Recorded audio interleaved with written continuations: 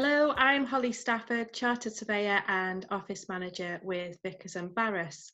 Welcome to set 2 of our webinars, and today I'm going to be talking to David Coulson, who's one of our directors at Vickers Barrass about valuations. Hi David. Morning, Holly. How are you?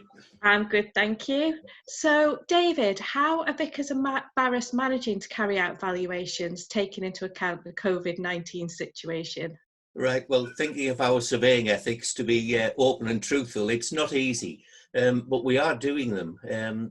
We're actually quite busy, which did surprise me.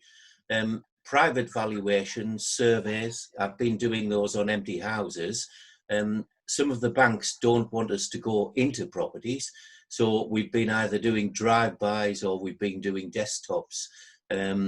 But it is difficult because normally we go out, we interact with the agents, ask Yeah. questions, look at the properties, but we can't do that now when people are there. Great. So are we doing any secured lending valuations at the minute?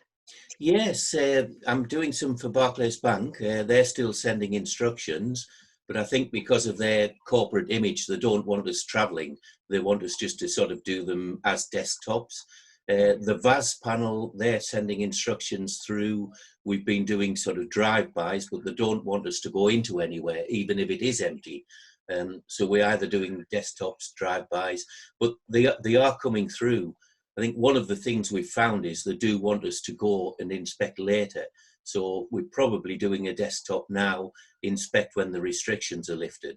So Yeah, it doesn't double up the work, but it's a form of security. So we actually go, and if there's a problem with the property, we can flag it up at a later date. absolutely. So it is possible at the moment to do desktops and drive-bys, but we are having to follow it up essentially. That's right. But private ones, I've done 3 surveys in the last week, a couple of home buyers and a couple of, one building survey. And I had a lady yesterday who's buying a bungalow and it's empty. So she wants me to go and do a home buyers. But it's surprising. I can understand borrowing money because there's probably a greater need now and there Yeah. will be in the future. But even private purchasers are still wanting to move. One Well, lady wanted her mother to come down from Alston, back down nearer to her house so she could look after her. So she's trying to rush a purchase through. And the other lady, she's struggling to look after her house. So she's wanting to move into the bungalow. So it's strange, but in some aspects, life's continuing as normal. absolutely. So when you are inspecting properties, bearing in mind we will be in the future, etc., how are we planning to protect ourselves against COVID-19? Well, it's quite scary. I sort of turn up and it's eerie because I'm there on my own. And I've actually found myself pulling up with a car and looking in the mirror to see if anybody's coming down the street before I get out. Even do that when I go in the office. But I've basically gone with the keys, or the owner has opened the property and I've said, look, just open the door, leave the internal doors to me. And I've had a mask and worn gloves. The problem with the gloves is I had to alter my routine because I realized I was holding the telephone with the glove and my notepad with the glove. And I thought, well, if I touch something, it's on the pad, it's on the telephone. Then I take the gloves off and I'm contacting them. So what I do now, I go around and do my inspection with the gloves on and open whatever I need to, lift a manhole, look under the kitchen sink for the stop tap. Then I go take them off, then I go back in and I just take photographs and don't touch anything. But I take a lot more photographs than what I would normally do, and then tend not to write too many notes in the house. I'll sit in the car, write them, and if there's anything I've missed, I'll go back in. But it's not easy. No, it's not. And we've got to protect ourselves as well as our clients Yeah. with that. And So I do have a lot of disinfectant.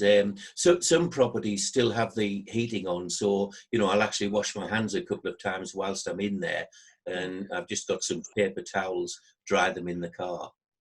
okay. So bearing in mind we're doing a lot on the desktop basis now, what information can you gain online when doing a desktop valuation?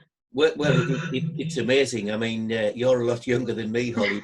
But when I started, it was hold the end of a tape measure and look at everything, and that was it. You had to go to site. But because of IT, a bit like we're doing now, we can get council tax rateable values online.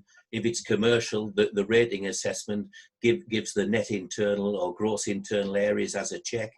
We've got the EPCs online, so those again give a check on the size.